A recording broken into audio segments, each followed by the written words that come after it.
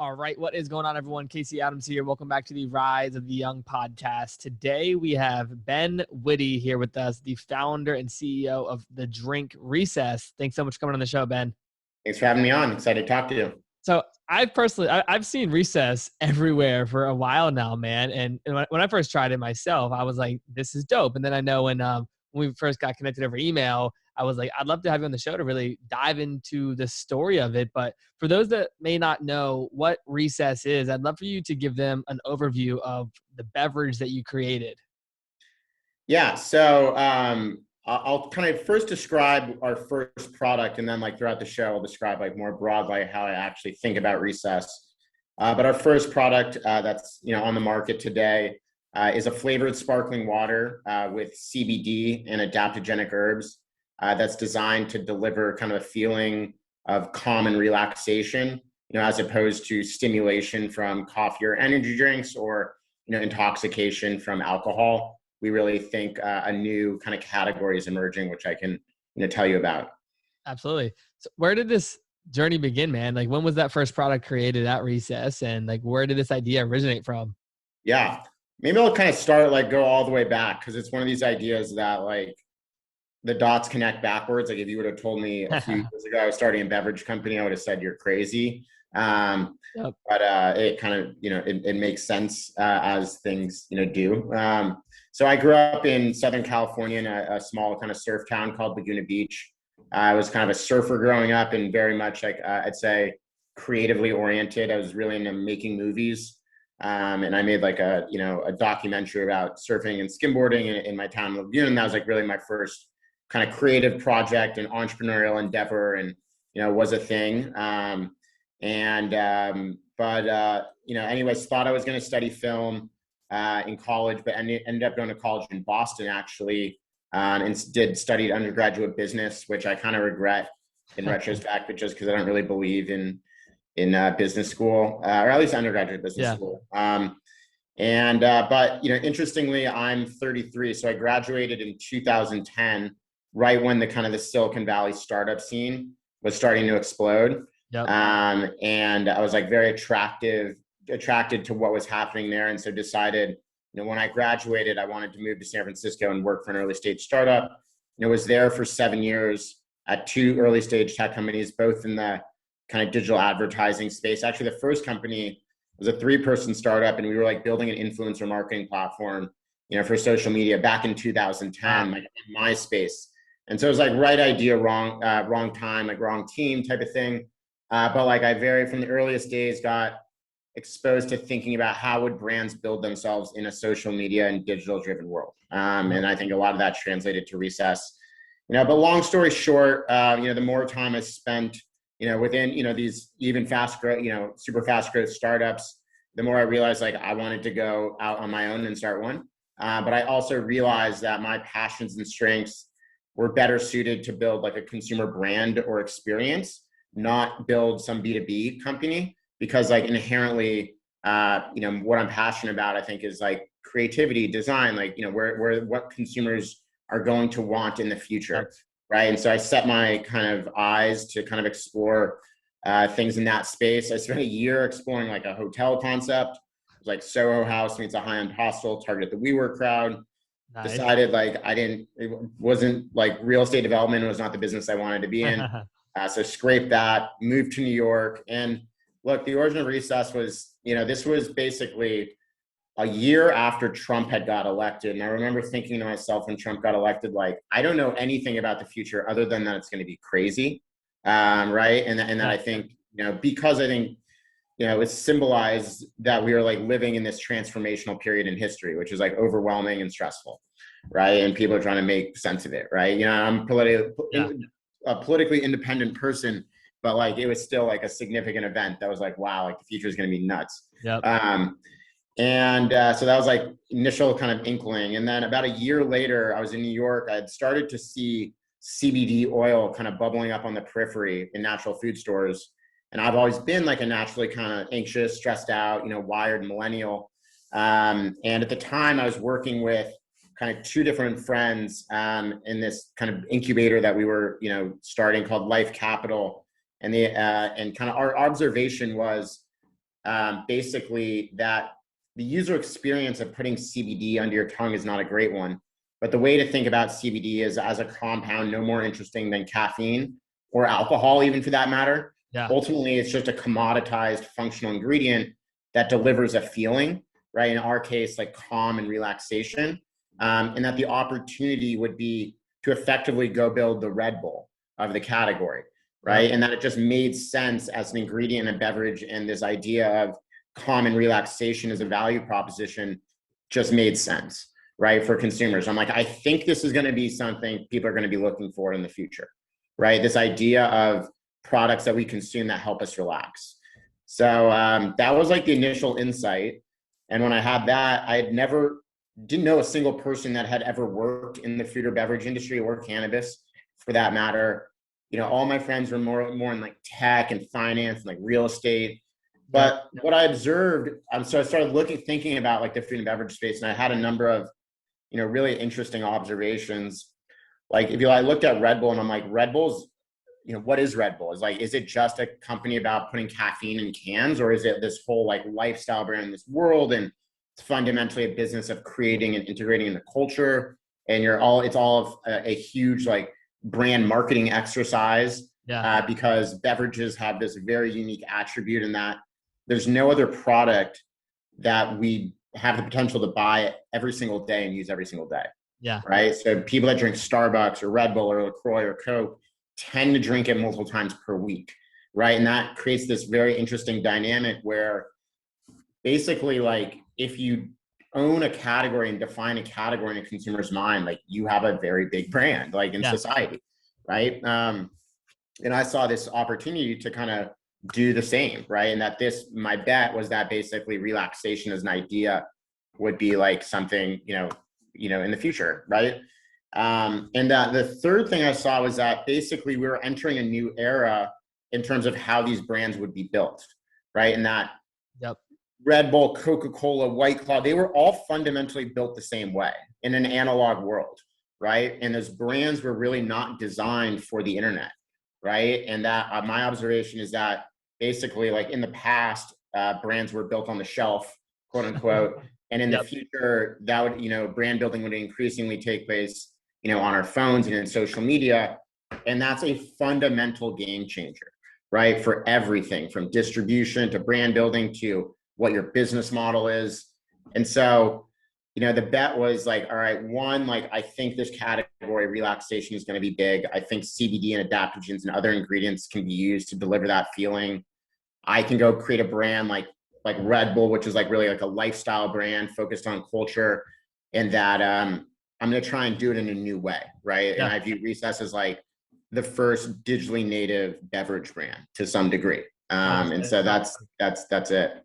That's so cool, man. So what year was that when you guys officially launched the product? Yeah, so we launched in late October 2018. So just over 2 years ago. I launched it out of my apartment in the East Village, tiny 1-bedroom apartment. I had one other full-time, like quasi full-time employee at the time. Okay. And it was one of these things we like pressed live. We did like a direct to consumer internet only launch. Yeah. Both because like, that's just how I thought, you would do things, right? You guys were making the product, like traded the product, and then we're like, okay, we're going to market. We're going to build a brand on social, and here we go. Test it out. Yeah, no. I don't want, like, I was running the company out of my apartment. Like, we had like a manufacturing partner. I had like a design, like a couple of freelance designers, but like, this was not a big operation, right?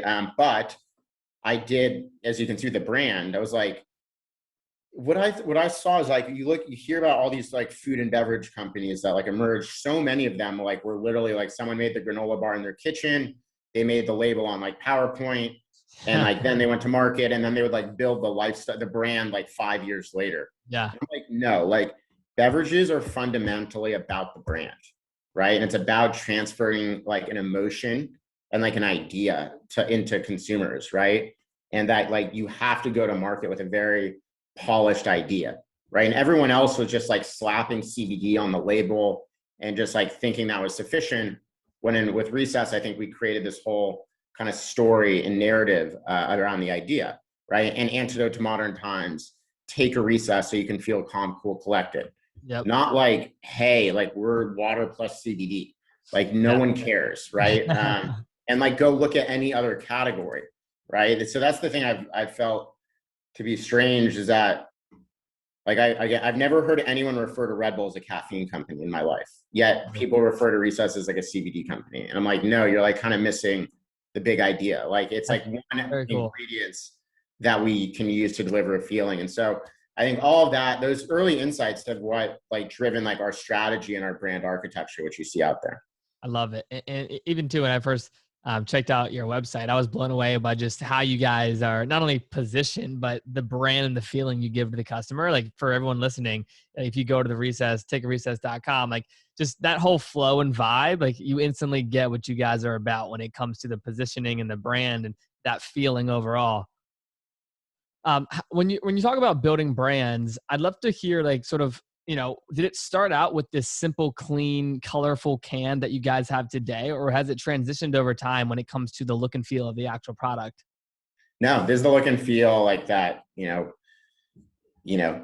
created in the earliest days. And I think some of my thinking was, again, we want to come up, the brand that's marketing the usage occasion and the feeling, not the ingredient. So back to that idea of like not marketing CBD, but of marketing the idea of recess. Yep. That like it was about like calm and balance, not like THC, like getting you stoned or putting you to sleep, right? It was like much more meant to be more nuanced. Like the original like usage occasion that we thought would be the main one would be like in the afternoon, like as a substitute for coffee. Yep. And so it's really like that was the original idea. We wanted to feel like we were transporting you a little bit, right, into this world, right? It's meant to help you like kind of escape reality. When you think about it, like that's what you use caffeine and alcohol to do. Like we don't talk about these things, but it's the truth, right? Like that, like you want to feel something, right? And this is a new feeling that we had to like bring into the world, right? The idea of feeling calm and balanced, but not like sleepy and like stoned, right? That distinct nuance right there. Yeah. Right. And so it's meant to be somewhat like uplifting. We wanted to market the brand towards, millennial creatives and creators, right? Just like Red Bull focused on the action sports community and Gatorade focused on professional athletics. Like we were focused on, activating and, the millennial creative community. Right. Yeah. And so, and then you can see, in addition to our website, I would suggest checking out our Instagram, which is also at Take a Recess. Yep. And that's a big part of that was basically our whole marketing strategy. In the earliest days, like our strategy was one Instagram post a day. Like that was it. But the posts were like very thoughtful and like well-designed. And we created this whole world. And what I describe our Instagram strategy as is a social commentary on the millennial existence. And right, we're creating these pieces of content every day that is meant to like touch on all of these things that we're all like living through in this moment in this like funny tongue-in-cheek way, right? So our brand voice is very sarcastic. Like I describe it as profound wisdom delivered with humor. Like each of the cans has like taken on a personality, and those personalities are meant to like represent like a millennial archetype. So like peach ginger is like the party girl. Black cherries like the goth girl. Yeah. Coconut limes like the Miami hustler, right? And they're all like this like archetype of like millennial types that we know, and that allows us to kind of comment on things happening in society, right? And just do like infinite interesting ideas. And I think we have a lot of opportunity to scale our content, right? We haven't used talent, we haven't used influencers, we haven't used photography, we haven't used video, right? Like we haven't gone into TikTok. Like there's a lot of things we can go do. Totally. No, that's amazing, man. And I remember I took a look at your Instagram briefly, but now that I just kind of take a look and jump down it, like you guys are on top of not only trends, but the look and feel of it is just epic, man. So congratulations on that. That's super cool. When you think about just the business model and, if someone's out there looking to launch a beverage, what was the process from going to idea to direct to consumer to, being in Erewhon's and all these different types of stores that you guys are in? Like, what was that process like for you and some of the challenges and hurdles that you had to jump through? Yeah. I mean, it's interesting because, when I started working on Recess, like food and beverage was not like a hot space that like a lot of startup and entrepreneurs were tackling, right? At that time, it was pretty much like tech and app focused, right? But then, but I saw that as an opportunity. Like, I think you want to like kind of get into spaces that are early where there's going to be a lot of change. And I saw like some of the dynamics in food and beverage. So first thing I'd say is like, I literally had no idea what I was doing. Like I went on Google, like, how do you make a drink? Like reached out to the first like formulation company that was probably running search ads, right? Like, but I think it's about like breaking down something into its parts. Like this stuff is not rocket science, right? You needed a formulation, right? That formulation in our case is going to have flavor and functional ingredients that, have to be combined to deliver it. You need the formula to meet a few attributes, right? I want it to be under 30 calories, under 5 grams of sugar, made with real fruit, carbonated. Like I was like, I'm going to do a flavored sparkling water. And like, that feels like that's going to be the trendy category, right? So you just have like, you start to set some like design constraints, right? So that's the liquid. And then you're like, okay, there's the brand, there's the outside. Like I have to, what's the name? What's the value proposition? Like, how am I going to communicate this? And I think it's always important, like when you're doing something new, to figure out like, what is changing in the world? Like, how am I going to do something differently than everyone else? Right. So I have this idea of like, you want to like identify things that were like, you reject the premise almost. Like I was like, I reject the premise that we are a CBD company. Like CBD is one of a couple ingredients. Like I love that. Go look at like other labels. Like everyone in the label is like just blasting you with like, we're 30 grams of protein. We're we're gluten-free. We're organic. Like we're all of these things. They're just like stickers on them. I'm just like, we're recess. Like, that's it. Like, we are recess. Right. And so it's like, and everyone's still like, a lot of people tell me that's dumb. Like, you should be calling out all this stuff on your label. I'm like, no, it's clean. Right. So I think you want to, like, as you're developing like your idea, figure out like, what is your different angle you can take to break through. Right. Because it's so crowded now in every industry. Right. Like, whether you're starting a podcast, a food or beverage company, an app, like, whatever.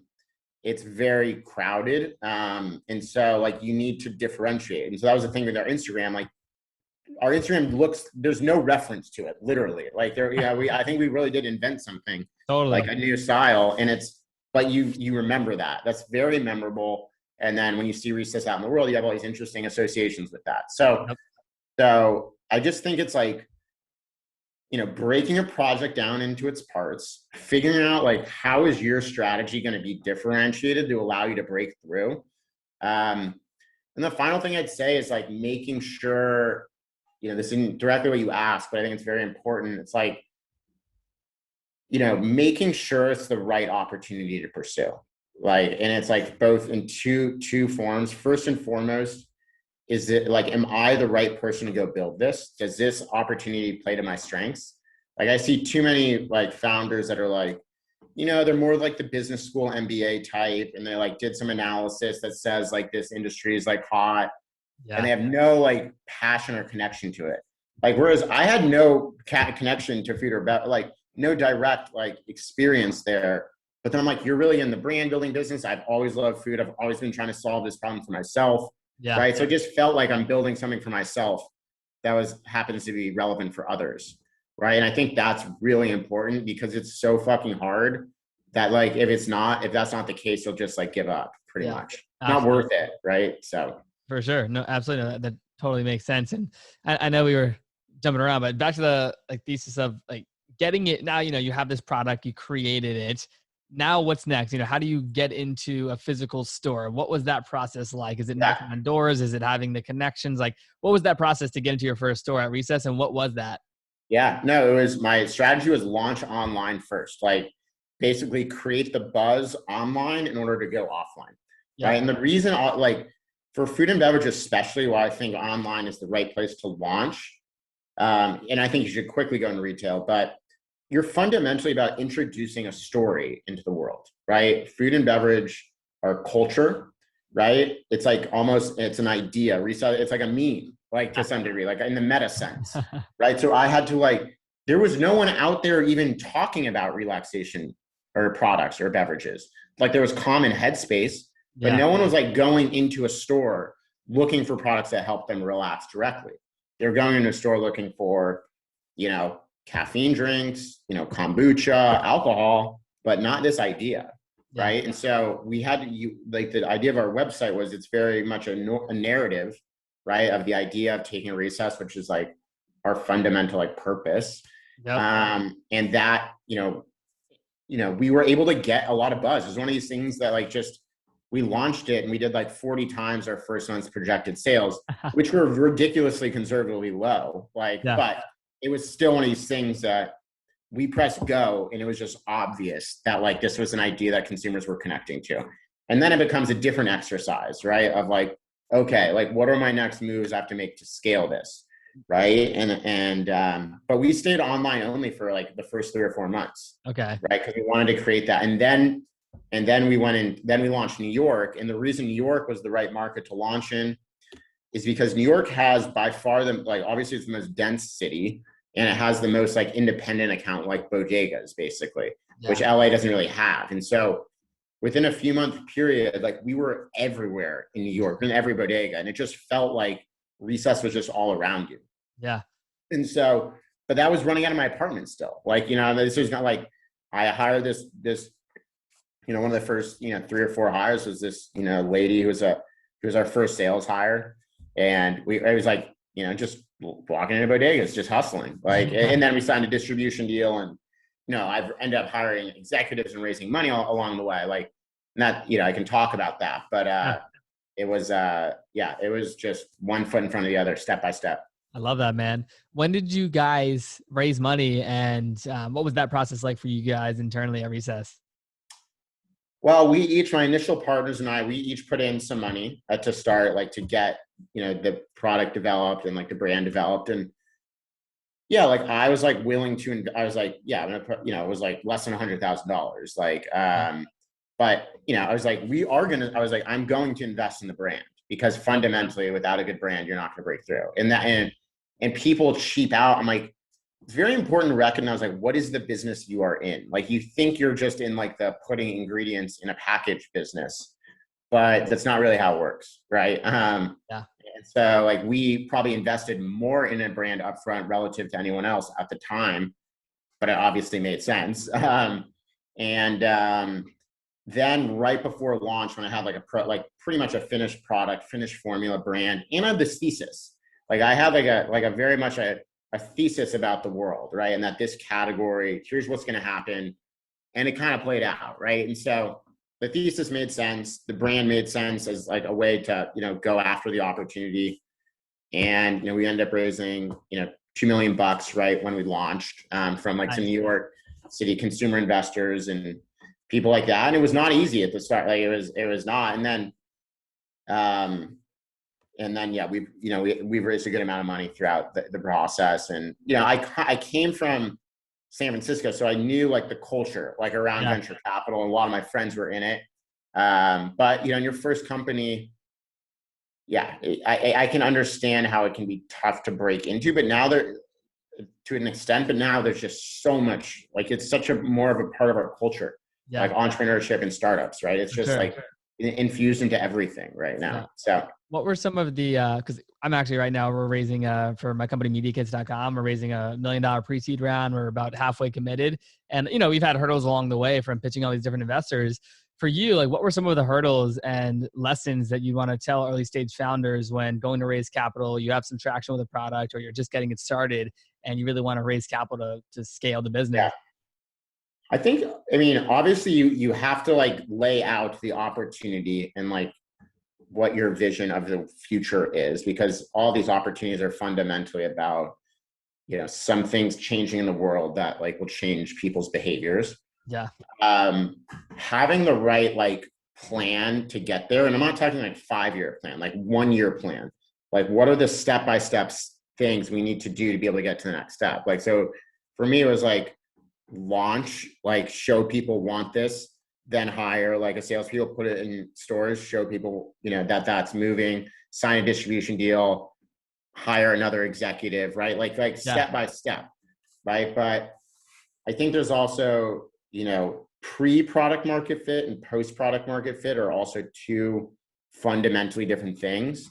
right? Like the early stages like are about validating that you created that something some people want, right? And there's sometimes that can take a lot of time, right? And then once you do validate that and like determining like what is the right information to determine that, it becomes a different exercise scaling. And so just knowing like what part of the journey you're in, I think is important, and not trying to scale too quickly, which typically requires raising money and all that stuff, more money, right? And that becomes this like dangerous dance, right?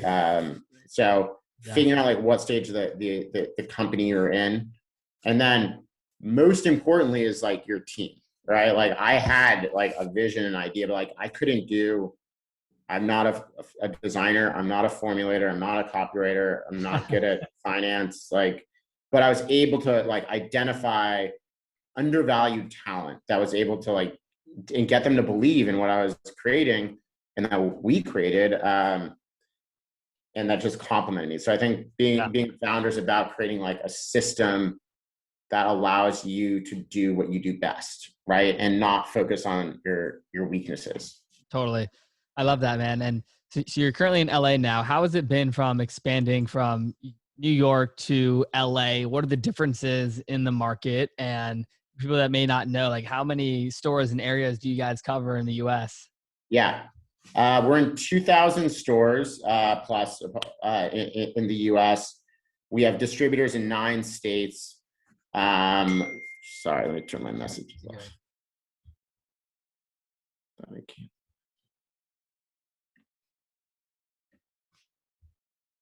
go. Sorry about that. So Recess is carried in 2,000 stores approximately in the US at this time. We have distributors in 9 states, so the New York tri-state area, Texas, Southern California, Northern California, Oregon, Washington, Chicago. And we'll be expanding into new markets throughout the year. Because we have CBD in our product, in this current product, we are not carried in the national retailers yet. So we're in like the Erewhons, but not Whole Foods, right? And so that's been a whole constraint in the business that I could spend kind of hours talking about. But in some ways, it's actually a benefit to us because it's given us the time to kind of establish ourselves. We have a big e-commerce business on our website, and we'll be soon launching on Amazon. And so we have a bunch of different channels, and we work in a lot of different, types of accounts, from a cafe to a grocery store to a bar, to a yoga studio to offices. It's pretty diverse in terms of where the product can be sold. I love that. When it comes to like the future of Recess, what are you guys most excited about, and where do you see the product going as the founder and CEO? Yeah.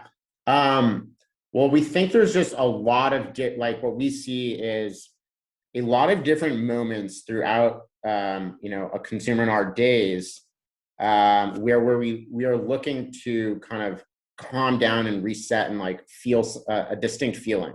So how you start your day is different than like what you're looking to feel around lunch, which is different than what you're looking to feel, in the afternoon when you would traditionally go for your second cup of coffee, which is different than what you're looking to feel in the evening. Like perhaps you need to turn alcohol, which is different than before sleep, right? And so we think of Recess as a brand that can create products that play in all of these different distinct usage occasions, throughout your day to, just basically optimize your mentality and your state of mind and feel better, right? We think basically all people use right now are caffeine and alcohol.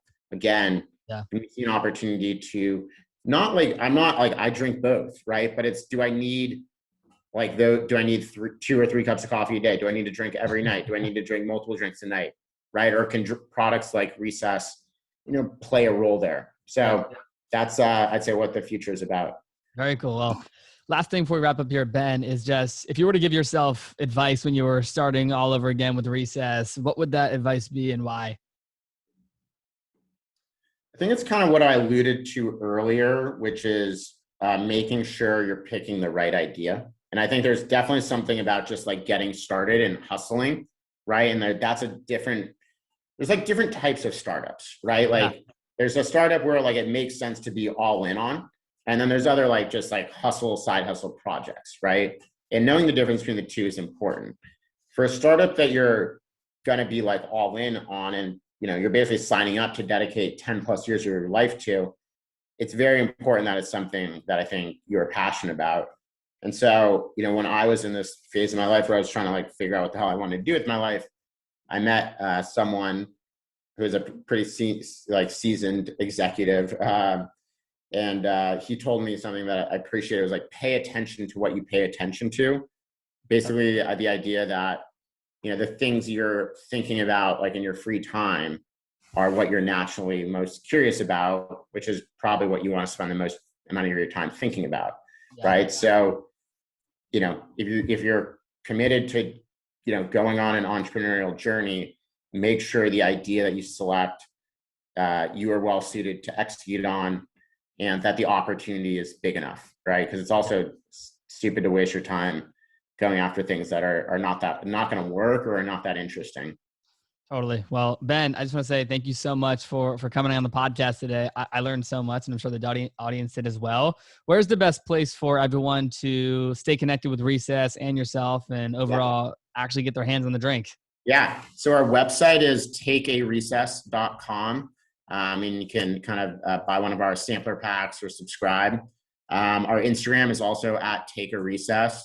And then on Twitter, I'm at Ben Witte, Witte. And feel free to DM me any questions.